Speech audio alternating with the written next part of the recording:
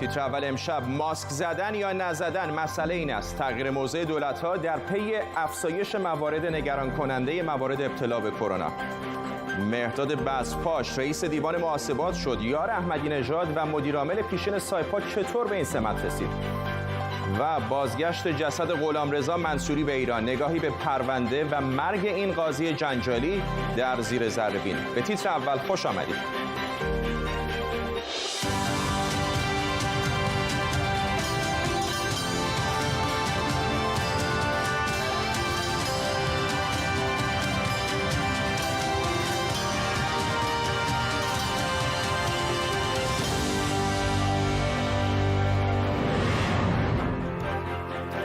سلام بر شما. با افزایش افسارگسیخته موارد ابتلا به کرونا، بسیاری از دولت‌ها دستپاچه به دنبال تشویق مردم برای استفاده از ماسک برآمدند.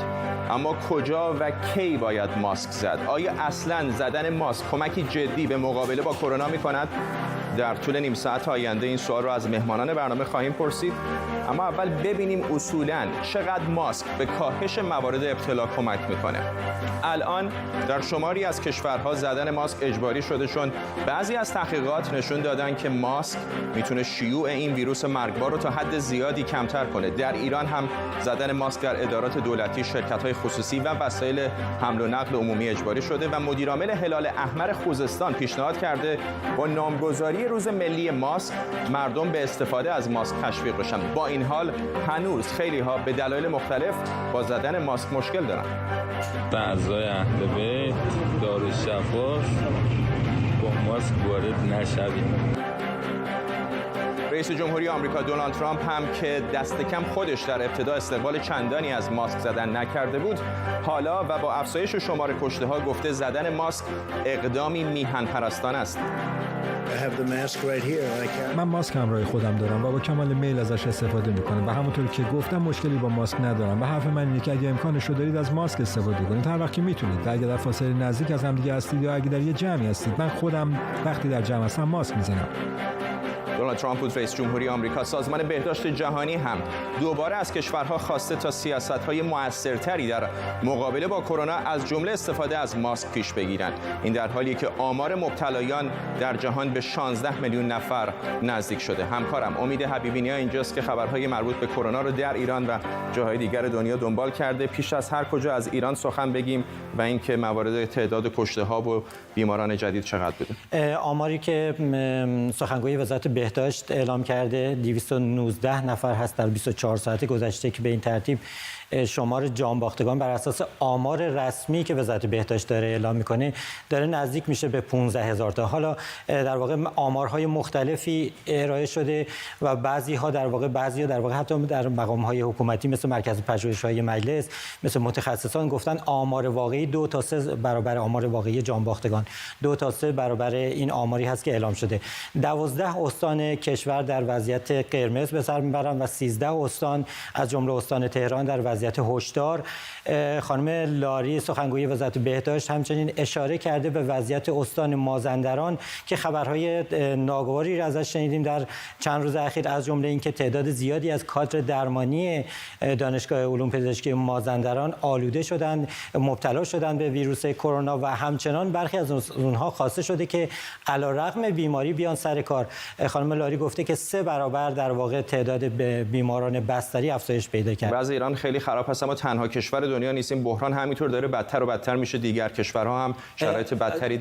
آخرین آماری که من همین دقیقه قبل از اینکه بیام اینجا نگاه کردم 621,999 نفر جان خودشون از دست دادن و بسیاری از کشورها در واقع در وضعیت بدی به سر میبرند. ایران نهمین کشوری هستش که از نظر تعداد مرگ در واقع محسوب میشه. در صدرش آمریکا هست، بعد در واقع برزیل، مکزیک، بریتانیا هست. همچنان قربانیان ویروس کرونا در بریتانیا زیاد هست.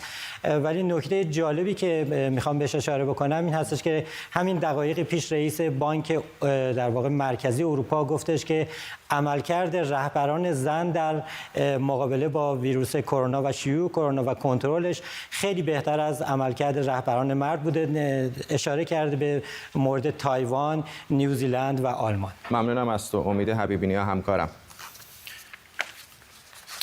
مهرداد بزپاش با رأی نمایندگان مجلس رئیس دیوان محاسبات ایران شد. نهادی که زیر نظر مجلس شورای اسلامی در ایران کار می‌کند. اما کار دیوان محاسبات کشور که ریاست بزپاش بر آن جنجالی شده چیست؟ دیوان محاسبات عالی‌ترین نهاد نظارتی بر امور مالی نهادهای حکومتی در ایران است. نظارت بر فعالیت‌های مالی کلیه وزارتخانه‌ها و نهادهایی که بودجه عمومی دارند و همینطور رسیدگی به تخلفات مالی و تعقیب قضایی موارد تخلف.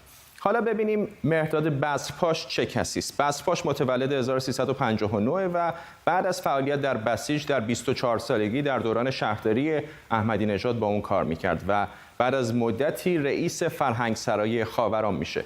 در سال 86 اول مدیرعامل پارس خودرو و بعد سایپا میشه. بعد از ریاست جمهوری احمدی نژاد معاونش میشه و رئیس سازمان جوانان که بعد از 2 سال البته برکنار میشه. بلافاصله فرمانده سپاه پاسداران اون رو قائم مقام بنیاد تعاون سپاه پاسداران میکنه و در سال 1391 هم وارد مجلس میشه و عضو هیئت رئیس. مهدی مهدوی آزاد روزنامه‌نگار به ما پیوسته تا بهمون بگه که چرا انتخاب آقای بزپاش اینقدر جنجالی شده. مهرداد بزپاش یکی از چهره‌های خیلی کلاسیک، نمونه خیلی کلاسیک از نحوه پیشرفت در جمهوری اسلامی ایران. اولین تصویری که شما از او در تاریخ سیاسیش دارید مال سال 82 رئیس بسیج دانشگاه صنعتی شریف، یه چوب دستش گرفته در مراسم هاشم آقاجری. او داره در واقع دانشجویان معترض رو به حکم حکومت کتک میزنه. او البته در اون مکتب نامزد در واقع نامزد دختر علیرضا علی احمدی بود. علیرضا علی احمدی رفیق صمیمی محمود احمدی نژاد هست. در دوران لیسانس در دانشگاه علم و صنعت با هم دوست بودن. بعداً وزیر آموزش پرورش احمدی نژاد هم شد. به این واسطه و برای به واسطه اینکه چماقدار خوبی هست در دانشگاه صنعتی شریف میاد در شهرداری تهران. شما سمتاشو گفتید. بلافاصله در دولت آقای احمدی نژاد ارتقای مقام پیدا میکنه. در 27 سالگی 26 سالگی میشه رئیس یکی از بزرگترین کمپانی‌های صنعتی ایران و تا الان. مسئله اینه که در تمام این مراحلی که آقای بزپاش مسئولیت داشته، از فرهنگسرای خاوران تا اون روزنامه معروفش وطن امروز تا در سایپا، در تمام اینها علیهش پرونده وجود داره. رئیس هیئت رسیدگی به تخلفات اداری دولت آقای روحانی گفته بود حتی به خاطر تخلفاتش در سازمان ملی جوانان 5 سال حبس گرفته که ظاهرا ماسپالی میشه. برای اون یک چهره کلاسیک از بسیجه که از چماقداری به سرعت به واسطه روابط سیاسیش تا رأس هرم قدرت میاد تا حد قائم مقامی در واقع بنیاد تعاون سپاه و حالا در مجلس، و در این حال در تمام مراحل پرونده فساد مالی داشته و همه اون رو نادیده گرفتن. مهدی مهدوی آزاد، ممنونم از شما.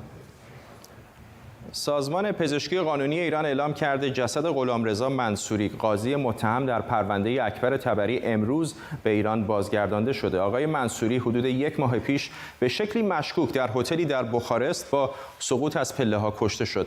در زیر ذره‌بین امشب مسیری که او را به بخارست کشاند را دنبال می‌کنیم.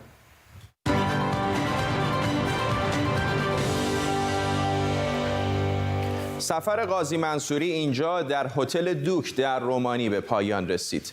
بیایید سفرش رو مثل یک فیلم به عقب برگردونیم تا ببینیم به کجا میرسیم. آقای منصوری آخرین بار توی لابی همین هتل 4 ستاره شهر بخارست تصفیه حساب میکنه، با کارمندای هتل خوشوبش میکنه و با آسانسور به طبقه 5 میره، ولی به اتاقش نمیرسه و میفته پایین. به هر حال اینی که نظارت اصلی رو پلیس و کنترل اصلی رو پلیس داشته این چیزی قطعی. ما منتظریم که سایر ماوقع رو برای ما ارسال کنن.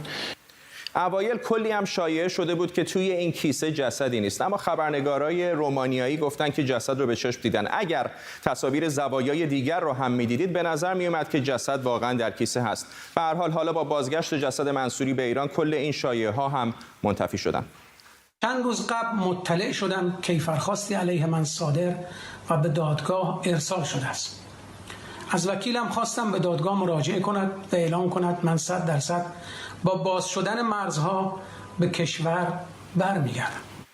این ویدیو که الان دیدید معلوم نیست کجا ضبط شده، شاید آلمان بوده، شاید هم رومانی.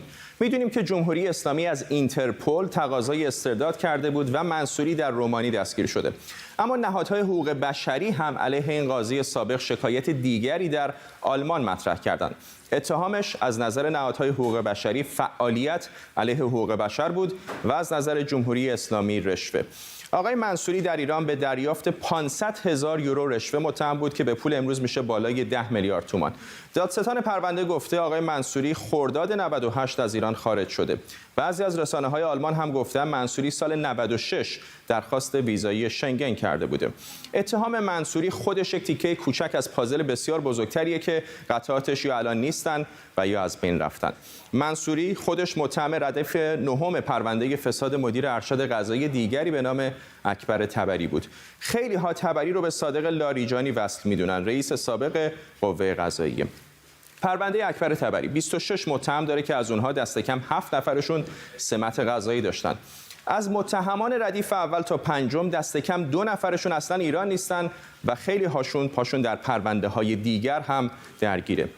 اکبر تبری خودش معاون اجرایی سابق قوه قضاییه بوده. اگه همه اتهاماتش رو با هم جمع بکنیم به رقمی نجومی میرسیم، حدود 8 میلیارد تومان پول نقد، 300 متر زمین در تهران، 2 میلیارد تومان پولشویی، نزدیک به 4 میلیارد سهام شرکت سیمان و جعل اسناد فقط چند تا از اتهاماتشن. بیژن قاسم زاده همون قاضی که اگه یادتون باشه دستور فیلتر تلگرامو داد. اتهام لابی در پرونده ها و دریافت 2 میلیارد و 800 میلیون تومان رشوه. مهدی زاهدیان وکیل دادگستری اتهام دلال رشوه بین 2 متهم دیگر پرونده و قبول رشوه بیش از 6 میلیارد تومانی. حالا بعضی از پرونده های فساد اقتصادی و قضات فاسد به تیتر اول خبرها رسیدند. 60 تا قاضی بین سالهای 97 تا خرداد 98 از کار برکنار شدند و بعضی از متهمان از ایران رفتن و تعدادی هم مثل منصوری به شکلی مشکوک حذف شدند.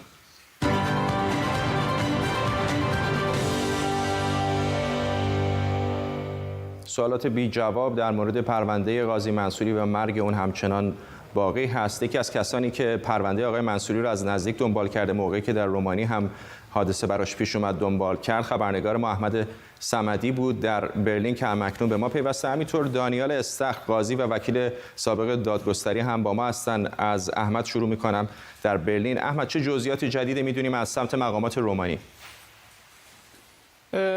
حقیقتش اینه که مقامات رومانیایی ظاهرا نمیخوان دیگه بیشتر از این پاسخگو باشن، چرا که خب امروز که خبرش در رسانه‌های ایران اومد که جسد قاضی منصوری به ایران منتقل شده، خب من پیگیری کردم و با توجه به اینکه گفته بود که یک گزارش 29 صفحه‌ای هم همراه جسد برای ایران ارسال شده که گزارش پلیس بوده، برای همین من مجددا با مقامات پلیس رومانی تماس گرفتم. اولا بهشون گفتم که در این خصوص اطلاع رسانی کنن آیا اصلا جسدی به ایران ارسال شده و اگر ارسال شده گفته میشه که یک 29 صفحه هم باش گزارش به در خصوص این گزارش اگه میتونید به ما اطلاع رسانی بکنید، که پلیس رومانی خیلی راحت اعلام کرد که ما در این خصوص اطلاع رسانی نمی‌کنیم و شما باید از طریق دادستانی رومانی موضوع پیگیری بکنید. و ما خب با توجه به اینکه به صورت رسمی از طریق شبکه هم برای دادستانی رومانی نامه فرستادیم و درخواست کردیم که باشون مصاحبه بکنیم و یا اطلاعاتی در اختیار ما بذارن، خب اونها هم فعلا به ما هیچ اطلاعاتی رو ندادن و ظاهرا مقامات رومانیایی نمیخوان که در این خصوص اطلاع رسانی بکنن. خب میدونیم که هفته گذشته هم سفیرشون در ایران مجددا به وزارت خارجه احضار میشه و در اونجا با معاون کنسولی وزارت خارجه دیدار میکنن و در اونجا بهشون فشار میارن که حتما باید این موضوع رو فیصله بدن و اطلاعات و یا جسد قاضی منصوری به ایران بفرستن، که خب حالا این اتفاق امروز افتاده. ولی با این حال زوایای پنهان دیگه هم هست و اون هستش که خب برادرش همچنان معتقده که در روز حادثه با قاضی منصوری تلفنی صحبت کرده و ایشون گفته که من احساس خطر جانی میکنم و ظاهرا همون روز هم سفارت ایران ایشون رو پذیرش نکرده و بهش اجازه ندادن که به اونجا بره و فعلا حالا باید منتظر باشیم ببینیم که مقامات ایرانی چه نظری رو اعلام میکنن و آیا اینکه مقامات رومانی خواهند خواست که اطلاعات جدیدی رو بدن یا نه. آقای استخر، قاضی منصوری که متهم پرونده بوده به هر دلیلی الان کشته شده، از نظر قضایی مرحله بعدی در پرونده او چه خواهد بود؟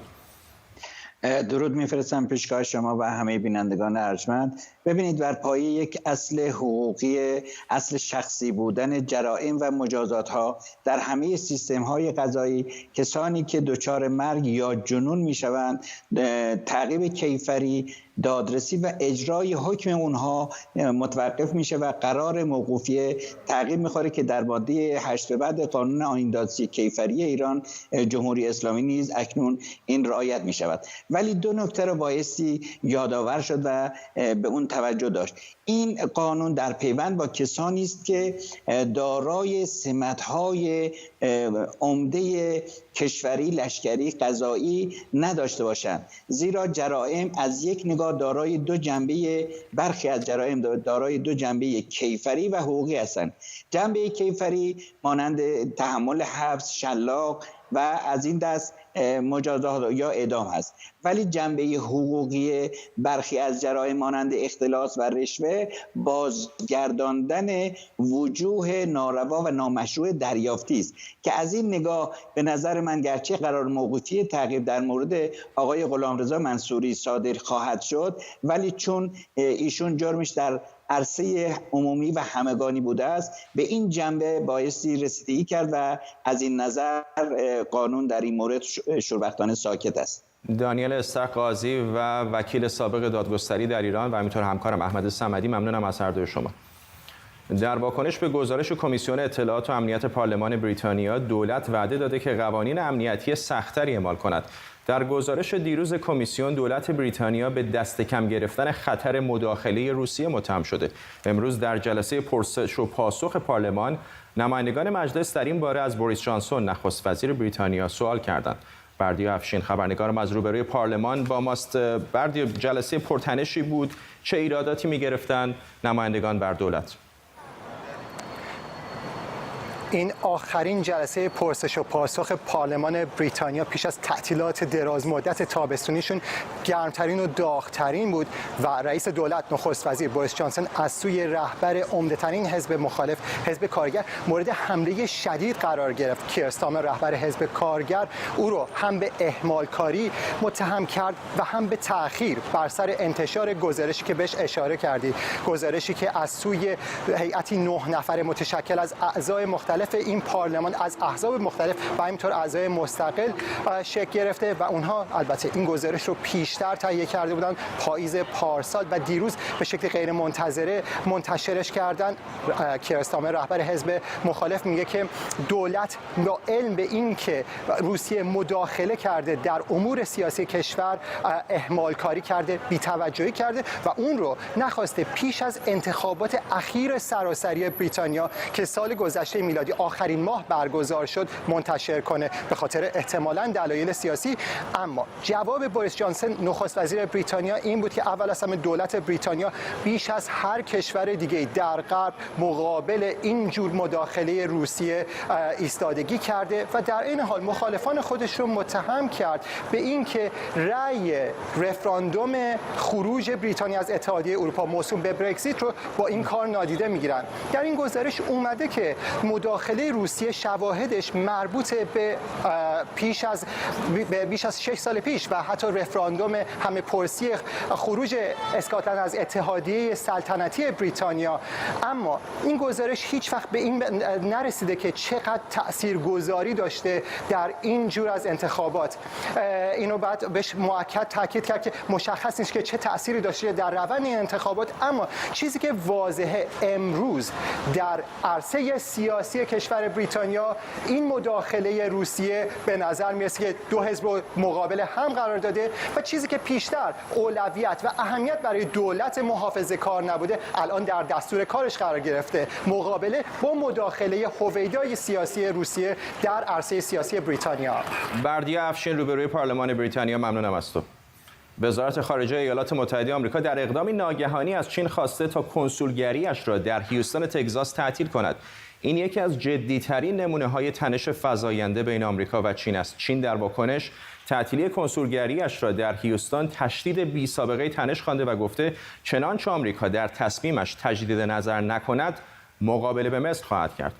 آرش آرامش حقوقدان و کارشناس امنیت ملی اینجا با ماست. آقای آرامش، شکی نیستش که بریتانیا، ایالات متحده، همه کشورهای مهم غربی الان یک تنش فزاینده‌ای با چین دارن، ولی اینکه کنسولگری چین رو ببندید اقدامی خیلی جدی است. اینطور نیست؟ اصلا کلا این کنسولگری چین در هیوستن یک سمبل هم هست. اولین کنسول چین بوده که بعد از ایجاد روابط بین جمهوری خلق چین و ایالات متحده در هیوستن باز شد. خود شانگ دیوپینگ موقعی که آمد اونجا بهش میگن کلاه 10 گالونی، کلاه کاوبوی سرش گذاشت، اومد اولین کنسول رو باز کرد. در نظر داشته باشید اون موقعی که اون مناسکش داشت انجام میشد، رئیس جمهور آقای جورج بوش اول که رئیس جمهور بعداً شد رئیس CIA بود، ولی قبل از اون سفیر ایالات متحده شد در چین. یعنی همه این خودش هم کجاست؟ هیوستنه. یعنی همه این سمبل ها هست. دوم، سفارت چین یا کنسولگری چین در هیوستن عملاً به قول معروف حوزه استحفاظیش جنوب شرق ایالات متحده است برای کارهای کنسولی. اما سوم که خیلی مهمه، این اتفاق افتاده برای مسئله حقوق مالکیت به قول معروف معنوی.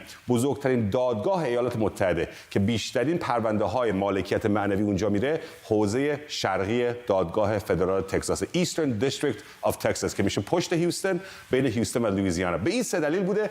ولی بله، به نظر من آتش دو طرف داره تندتر میشه. امروز مطبوعات دولتی چین یک نظرسنجی رو داشتن به قول معروف منتشر میکردن. ببینید مردم به عنوان تلافی ما کجا رو ببندیم، و مردم میگفتن کنسولگری ایالات متحده رو در هنگ کنگ.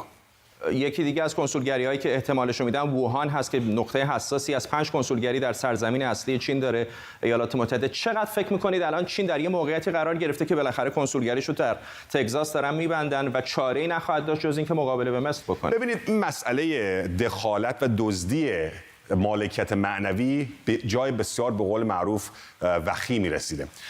قبلا صحبت بر این بود که چین این کار رو میکنه. الان دیدن که نه فقط این دو نفری که امروز علیشون شکوایه دادن، آقای لی و آقای دانگ، بلکه گفتن که الان ایران، کره شمالی و چین رو در یک کاتگوری گذاشتن. میگن چین دولتش برای استفاده و منفعت بردن یک کار سازماندهی شده داره میکنه به افراد تبهکار، و به خاطر همین قضیه دیگه داره خیلی بالاتر میاد. ولی فقط مسئله نیست.